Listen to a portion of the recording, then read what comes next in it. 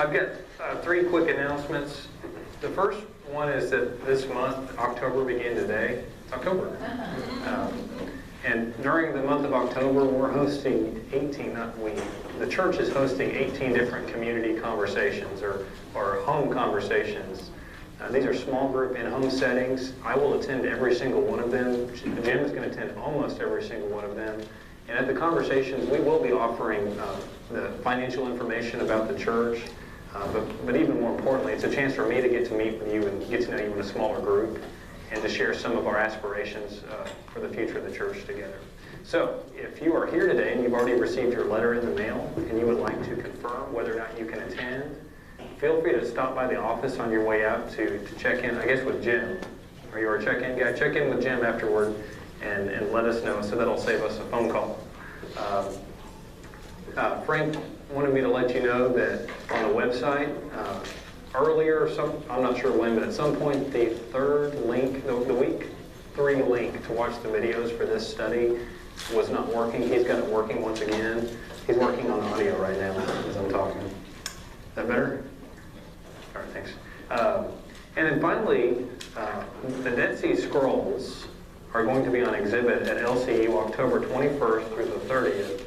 And I'll have this announcement over here on by the Holy Water Jug. So, the Dead Sea Scrolls is an incredible exhibit. They had it in Fort Worth at the Southwestern Baptist Theological Seminary. And I was able to go over it with our church when we were in Dallas. It was a really, really neat experience. And so, as far as I can tell, it's free. I don't think it was free when it was no cost either. And if 2 people come, it's only free, so it's a good deal.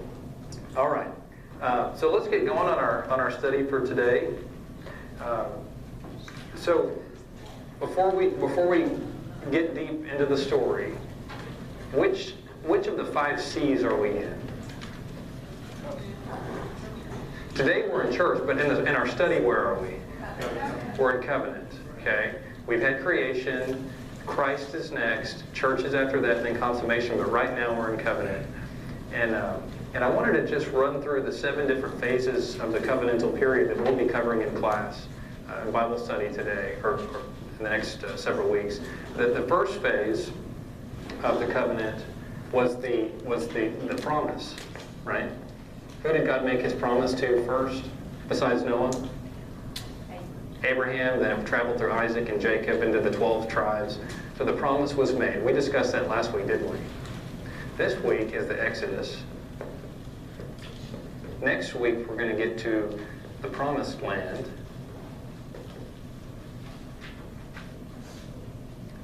The 4th of the 7 weeks, we are going to get to the kingdom, which is a big shift from when they first settled the Promised Land and becoming a full kingdom. Then we're going to get to the divided kingdom.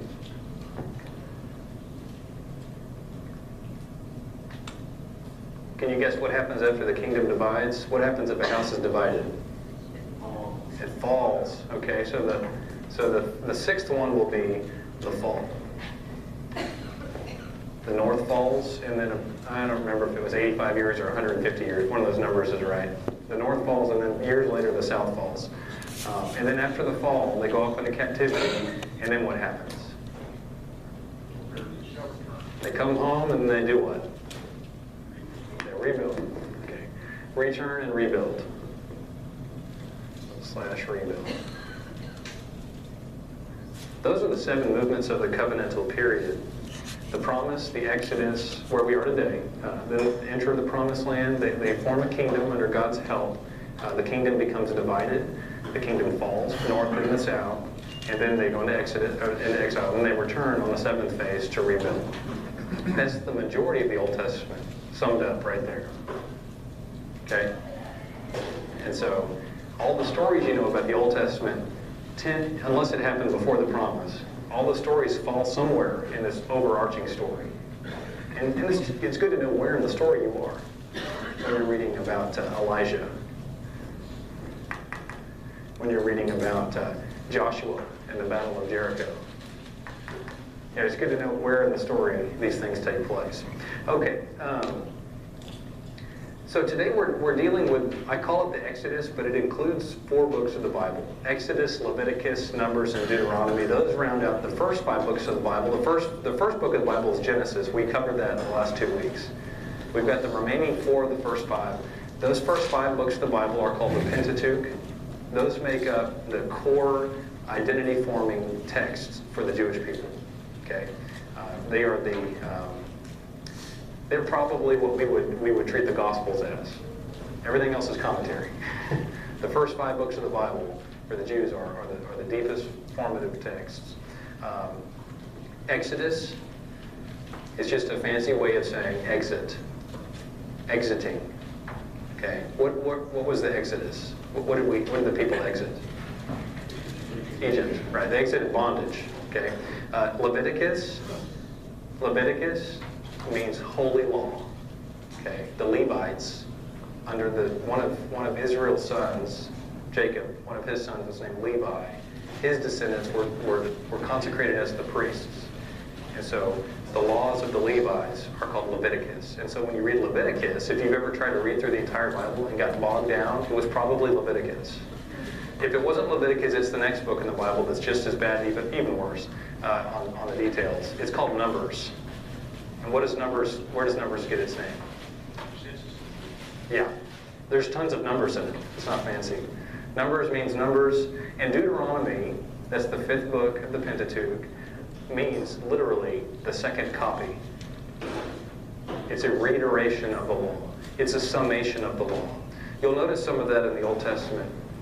For instance, 1st and 2nd Samuel, 1st and 2nd Kings are summed up later in 1st and 2nd Chronicles. Have you ever noticed the Old Testament seems awfully repetitive? We call it Department of Redundancy Department. I don't know why they did that, but they found it was an important, maybe God just said, these people need to hear it twice. And so it is repeating itself. The 10 Commandments are also in Deuteronomy. They're not just in Exodus where they were originally given. So those are the first 5 books of the Bible. Genesis means what? The beginning. Exodus means exit. Leviticus means holy law. Numbers means numbers. And Deuteronomy means a second copy of everything you just read. Okay. That's probably why we get bogged down in the scriptures.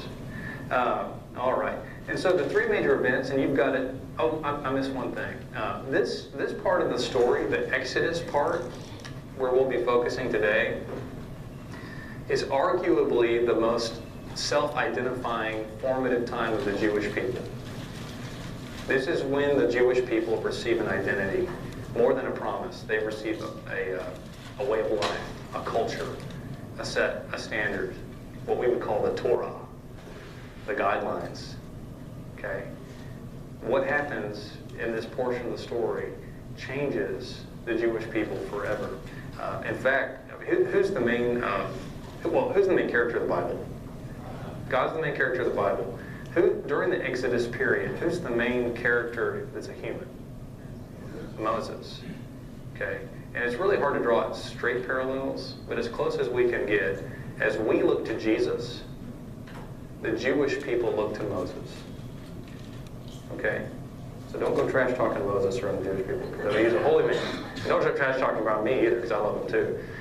But Moses was picked by God to help save God's people. Sound familiar? Moses, when he was born, was to be slaughtered. Sound familiar? Moses, when he was born, ran. How did he escape the slaughter?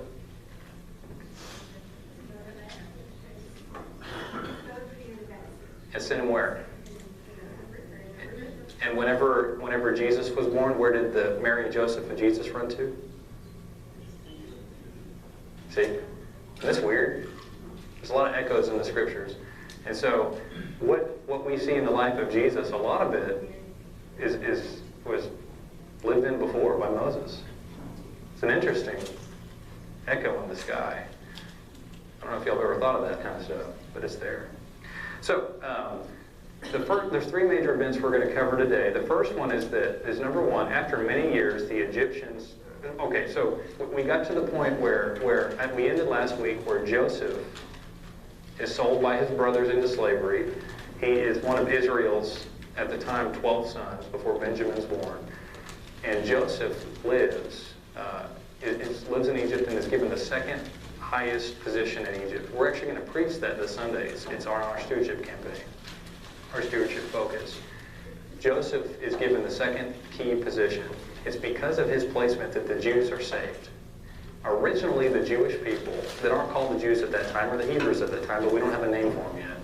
This huge family finds a safe haven in Egypt. Egypt is friendly to them. Egypt means it's the land of milk and honey at that time. Okay.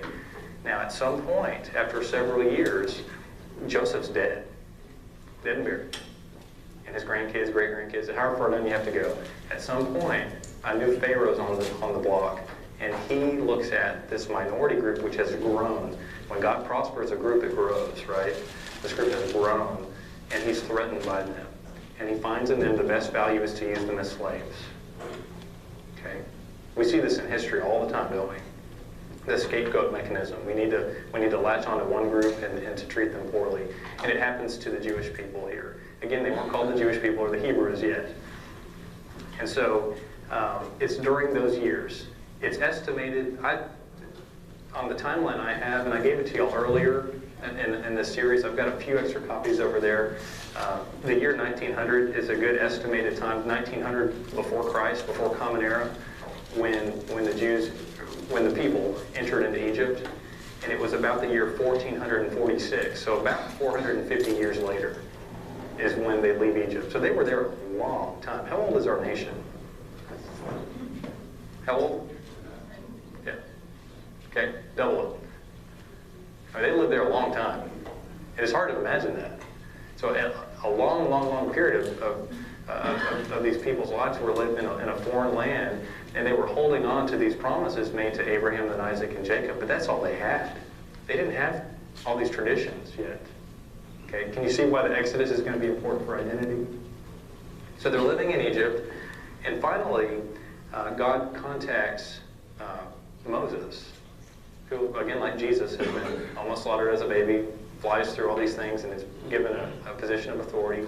He murders someone. You remember that? Moses is a murderer. He's on foot. He's fled. He's fled to a mountain. He's got a stepdad. Do you know what his stepdad's name is?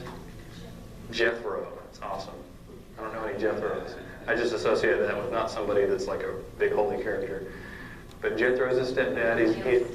He's a shepherd. Okay, and that's where God meets him. And then we know the story, hopefully, that God calls Moses to go down to say to Pharaoh, "Let my people go." Okay, and let them come so that they can worship me. And then the second thing that we're going to see is that God gives the Israelites laws through Moses that they're supposed to follow. And then number 3 is that the people wander the desert for how many years?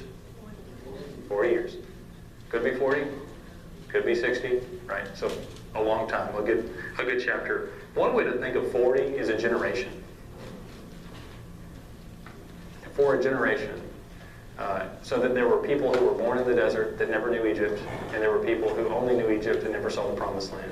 There was a shift in the people, okay? A handover, or the baton had been handed to a new generation. Okay. So I've already asked who's the main character in the Bible. Second question I have for you all is, what is this main character, who we've already answered is God, what is God up to right now in the story?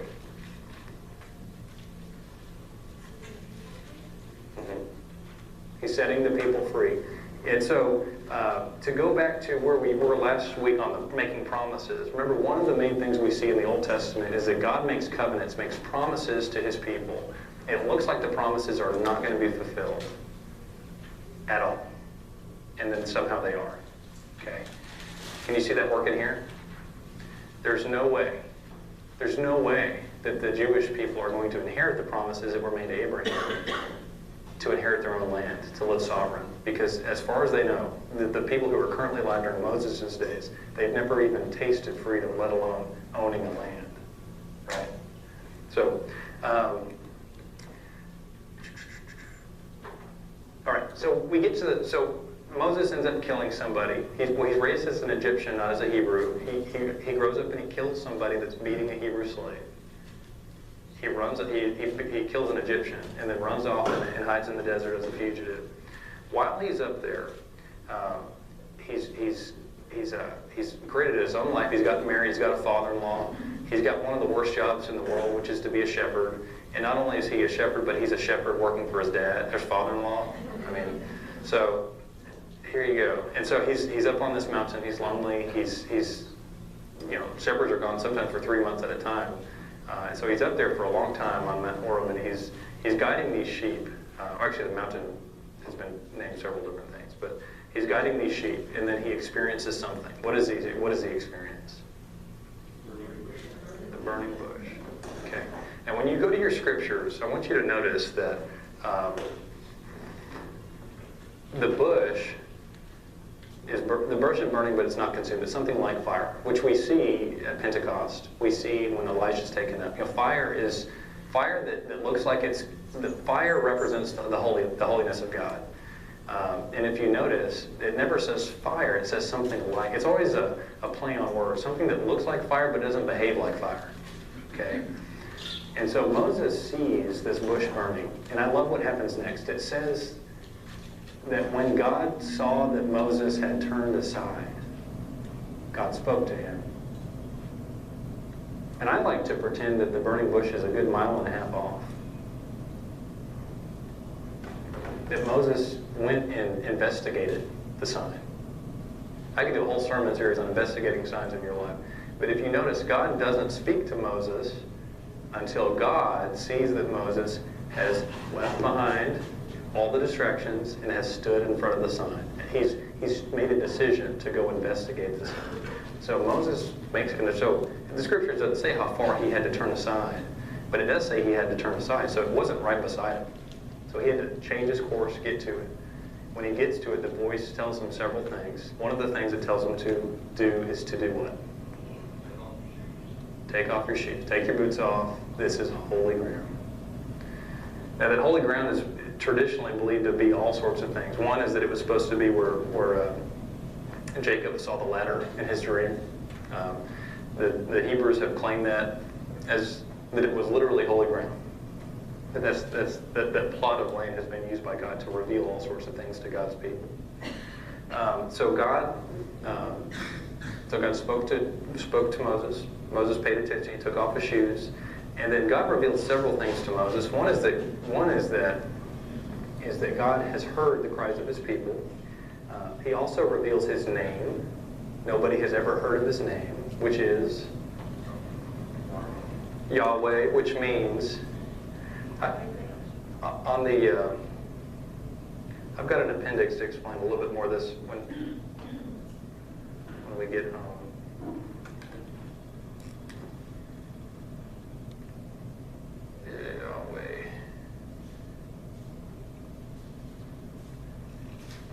Now I want you to notice something. Don't hurt me. I forgot my Bible. I've got my cell phone. It's got a Bible on there. I want you to notice when you turn, particularly like to the Psalms in your scriptures, you'll notice in most versions that there are 2 different words for Lord. And sometimes it's confusing because it'll say, the Lord said to my Lord, or it's confusing. But you'll notice a lot of times one of the Lords is written with all caps and yet smaller. So it's not a huge word, but it's like if everything else is 12-point font, they wrote it in all caps in 11-point font. Have you noticed that? And then sometimes it's Lord like capital L and lowercase O-R-D, right? For some reason, our translators, whenever you see Lord with all caps, in the Hebrew that was Yahweh. Okay? Isn't that interesting? I'm not sure why, I'm not mad at them, I just don't know why they did it. And so, whenever you see, and I've got it on your notes there, whenever you see Lord in the Bible, if it's helpful in your prayer life, and flip through there and see if you can find an example. The Psalms have been a really easy spot for me to locate Lord in all caps, but you'll find it all throughout the Old Testament. Lord in all caps means, originally in the scriptures said Yahweh, the Lord's name. And some theories are that they didn't write Yahweh out because when the Hebrews originally prayed the prayer, it was inappropriate to use Yahweh's name.